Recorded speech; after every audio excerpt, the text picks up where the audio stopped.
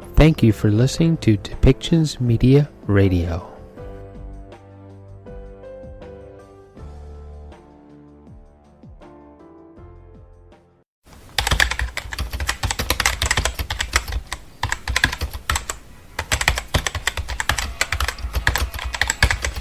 Welcome to Policy and Rights, the show about human rights and government policy.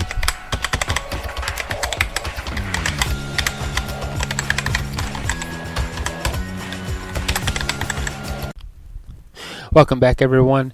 Today, Carole James, Minister of Finance for British Columbia, has issued a statement on the release of Statistics Canada's Labour Force Survey for June of 2020. She is very positive about the outlook for British Columbia's economic future and for reopening of businesses, but it comes with some cautions that while businesses are open, they're doing it slowly, and not everybody is getting their jobs back. So there still is going to be room and need for relief for those who haven't got their jobs back, or for the youth to enter the job market. So let's listen to what Carole James actually has to say on such issues, and she'll also answer some questions about federal aid for BC ferries and for transit, and what that actually might look like. So let's hear what Carole James actually has to say on everything right now. Okay, here we go. Good morning, everyone, and thanks for joining today. I'm honored to be speaking from the traditional territory of the Kwanghan-speaking people, Esquimalt and Songhees. Today, we have another snapshot of some of the effects that COVID-19 has had on our province. Statistics Canada released the Labour Force Survey results for the month of June. The monthly survey reflects the employment information from June 14th to June 20th. Which is right in the middle of our gradual economic reopening, phase 2 of our restart plan.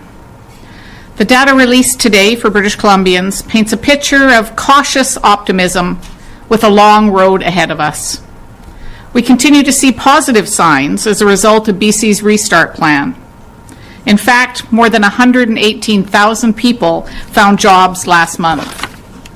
And when we look over the longer term, employment gains in May and June bring back about 40% of the total job losses we've seen in BC since February.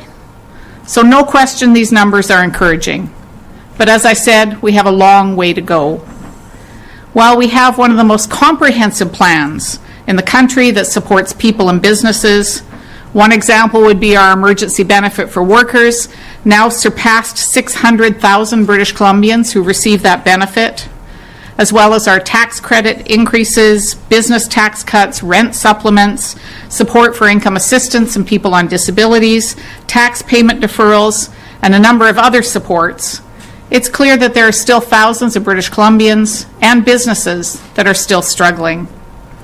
The total net job loss since the start of the pandemic stands at 235,000.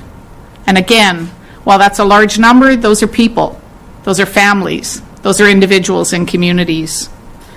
Consistent with what we've seen since the start of the health crisis, the services sector continue to show the greatest overall losses since the beginning of the pandemic.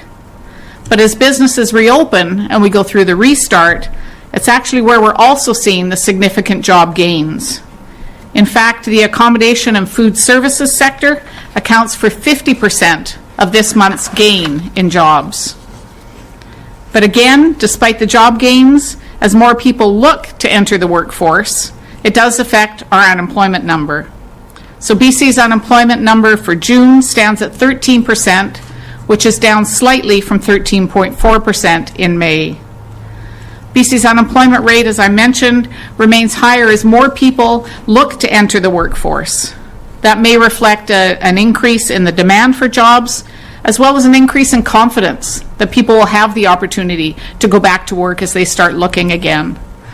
So while job numbers in June reflect a large increase in employment gains, certainly there continue to be challenges. The youth unemployment, for example.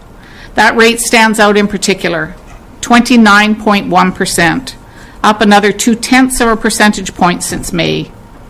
Again, part of that is a result of young people getting back in, looking for work again. And some good news on that front, 45,000 young people did in fact find jobs last month. A positive sign as well, as I said, that they have confidence that they'll be able to find work and they're entering back into the workforce.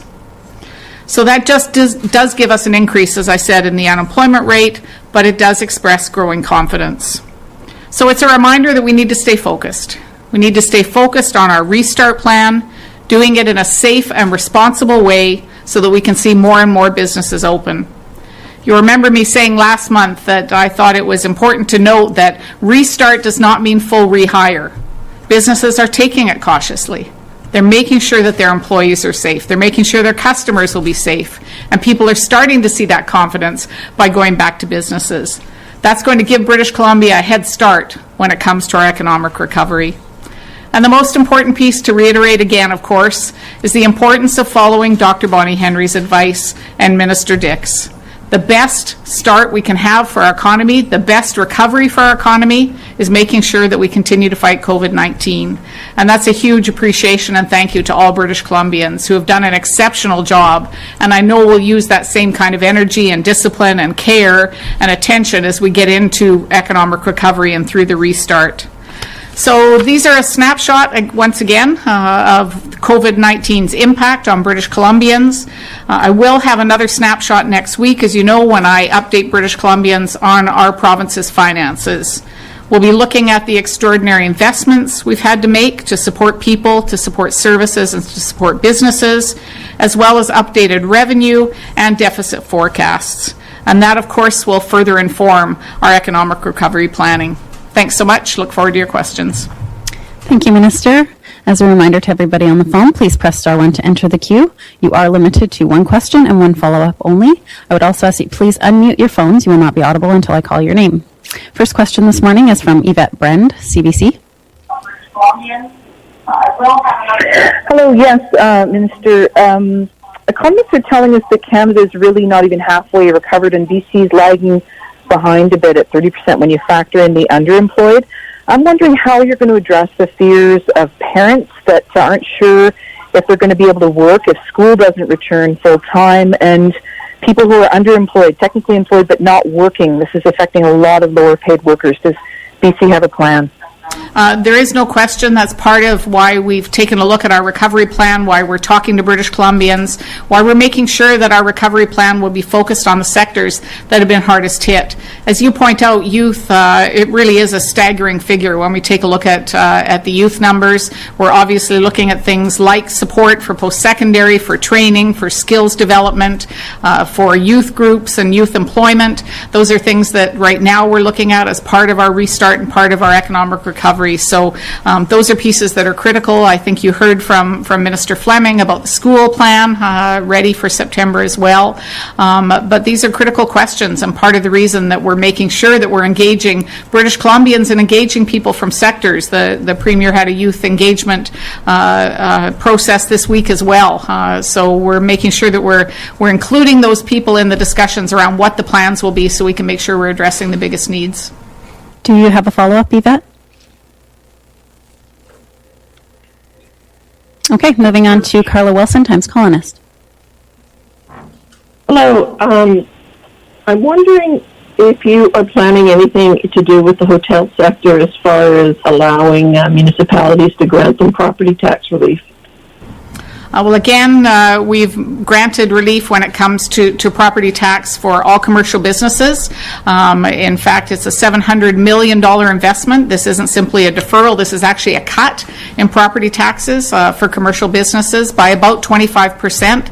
So from the province's perspective, we put those measures in place. But again, we'll be continuing to look at the economic recovery plan and other areas that we can support. I think it's a good sign, again, that you're seeing that 50% increase in and jobs coming from those sectors. You're starting to see, as we've encouraged British Columbians to safely and cautiously travel within the province, I think you see British Columbians listening to that message, providing support to accommodation. I know that the Okanagan is talking about how busy they are this summer. And again, I think that's credit to British Columbians who are doing their part to support our businesses during this difficult time. Do you have a follow-up, Carla? Okay, next we have Ron Palmer, Vancouver Sun.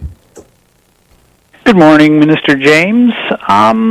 During the deepest part of the pandemic, in March and April, we were often told that and saw that British Columbia economy had never been shut down as extensively as some other jurisdictions. The construction sector kept working here, for example. I'm wondering, given that, why the unemployment rate here remains higher than it is, say, in Ontario and Quebec, which had a bigger shutdown. Why has it taken us longer than those provinces to turn things around?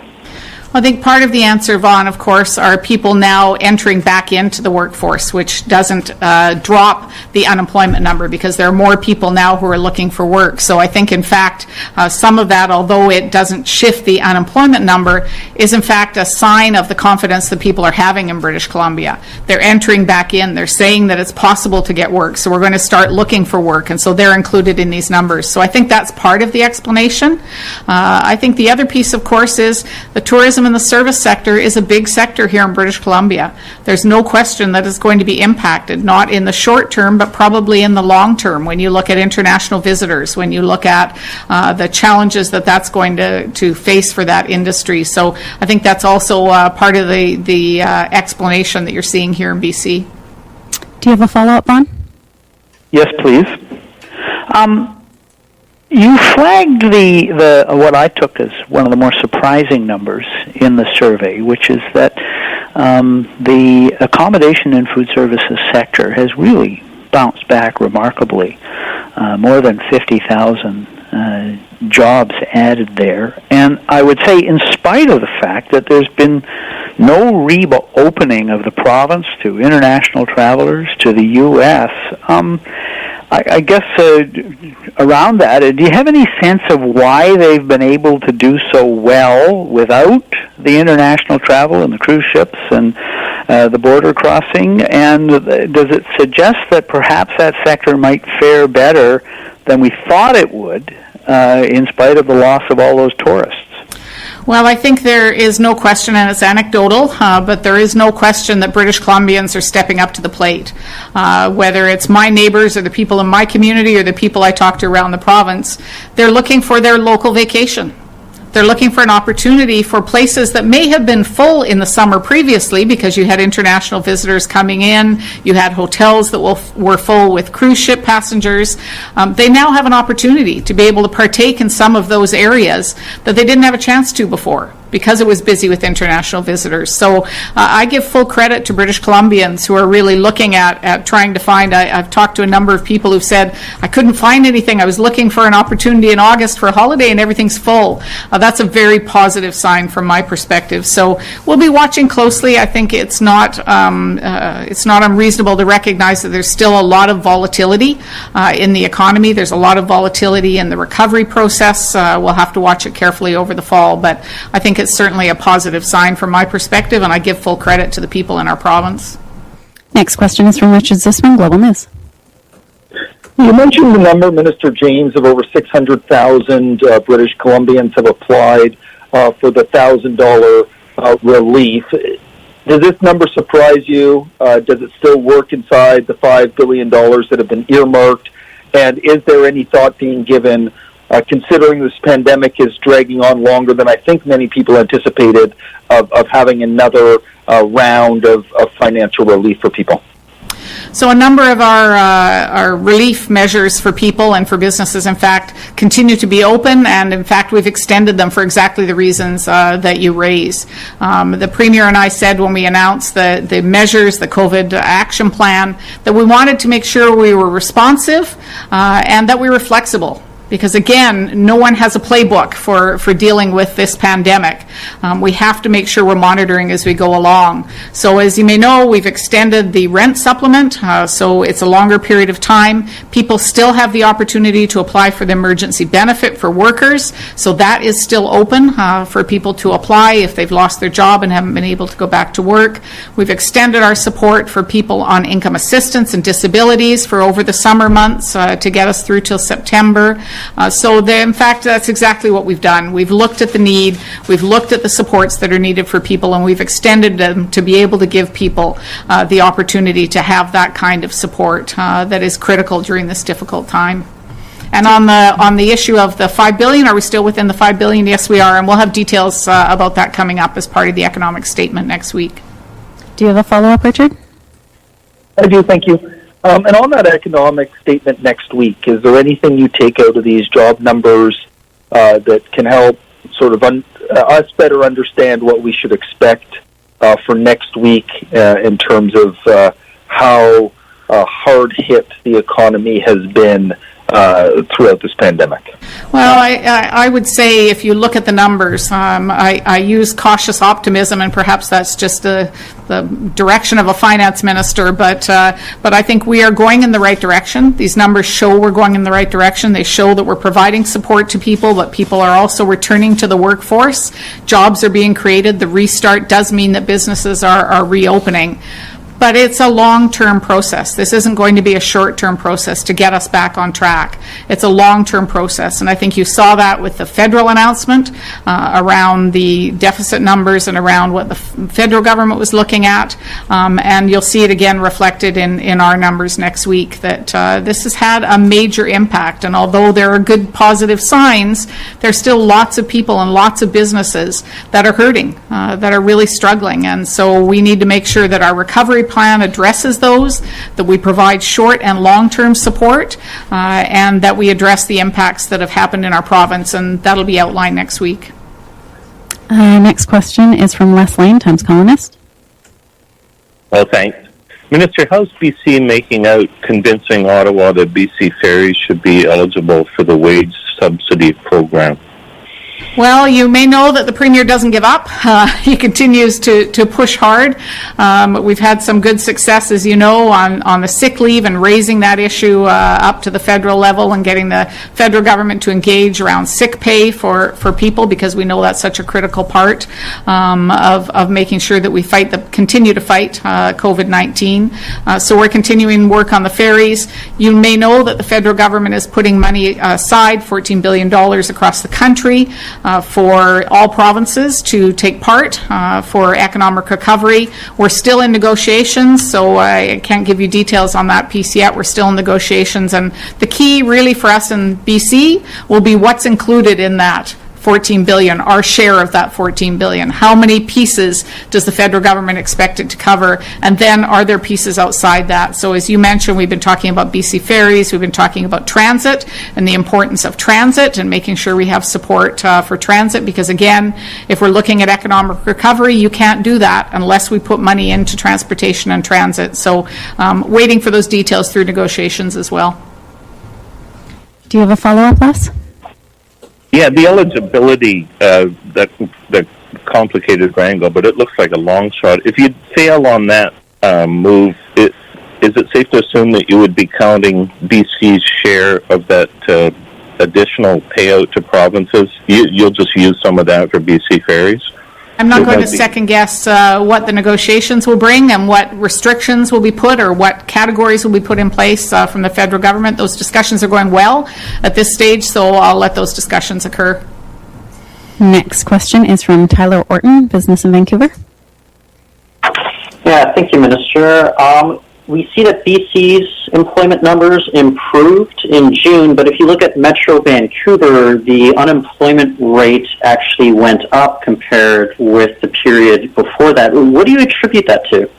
I think there's no question that this is related to the challenges of the service sector industry, the challenges of the tourism industry, the challenges of not having international visitors. You would by now in Vancouver and in Victoria be seeing cruise ships coming in. You would be seeing passengers unload. You would be seeing people through the downtown core, and that's just not possible. As I mentioned earlier, we have to make sure that health and safety comes first. That's our best economic plan. So I think there's no question that's having a big impact on the Metro Vancouver area as well as the Victoria area. Do you have a follow-up, Tyler? Yes, please. With regards to economists, they're saying that the pace of job gains may not extend beyond July. Do you have any forecast on when you expect maybe job gains to begin easing at some point? I wish I had that crystal ball. I wish I had that crystal ball for the economy, for the recovery, for the second wave if it was going to come. I think it's really an unknown at this stage. It's why, as I mentioned, we have to really make sure that we're being flexible, that we're being responsive, that we're following up and looking at where the needs are, what sectors are being impacted. The volatility continues to be there, and you see it when you talk to private sector forecasters who all have a different view of where our growth may or may not come, how big the drop is going to be in our growth in revenue. So again, I'll have some details about that next week when I bring the economic statement forward, but I think this continues to be a close watch. This continues to be responsive from government's perspective, continuing to look at where the challenges are, because I don't think anyone has that crystal ball or that prediction that they can look at. We have time for one more question. We're going to go back to Yvette Brend for CBC. Thank you. Minister, I still just didn't get an answer to my initial question. I'm wondering if BC has any plan for the people that have been hit inequitably by this. I mean, you're seeing more low-income people that don't have jobs, that have hours cut, more women than men. Is there any plan to sort of help the people that are really hit hard by this? No question. And in fact, if you look at the recovery plan and the public consultation we're doing on the recovery plan, the Premier and I, as part of that, outlined the fact that the recovery plan will need to take into account the sectors, the individuals, the demographics that have been hit the hardest. One size will not fit all when it comes to a recovery plan. We need to make sure that we're addressing youth. We need to make sure we're addressing women. We need to make sure we're addressing the service sector industry that has been hard hit. Arts and culture, another area that's been hard hit. So in fact, that's exactly the reason that we're putting together our economic recovery plan. Why we put specific money aside from the $5 billion was to make sure that we gave the time to be able to see where the impacts were, to see where the need was greatest, so that we can focus that as part of our recovery plan. So yes, that's exactly the direction that we're taking, and that will be part of the recovery plan when it comes forward. That's all the time we have this morning. Thank you. Thank you. Okay. So, as you heard, Minister James is hopeful. She is cautious, though, not to give any falsehoods. And you heard her say that that there is some kind of negotiation between Premier Horgan and the federal government for transit and BC Ferries. Please do click on our subscribe button, and thank you for listening to Depictions Media. See you next time.